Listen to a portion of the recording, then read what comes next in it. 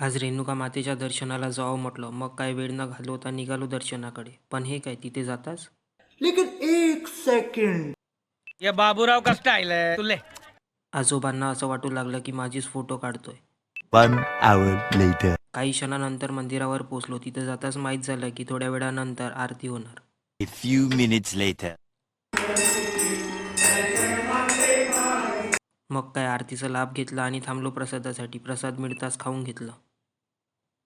मग काय मंदिराच्या मागच्या साईडला नैसर्गिक वातावरणाचा आनंद घ्यायला गेलो. मागच्या साईडलाच एक पुरातन काळातील वाडा आहे, तो पण आपण बघू शकतो. मंदिराच्या समोर अख्खा पातूर बघायला मिळतो. मंदिराच्या चारही भोवतील छोटे मंदिर आहे, तो पण आपल्याला बघायला मिळतो. मग काय शेवटी देवीचे दर्शन घेतले आणि वळलो रूमकडे.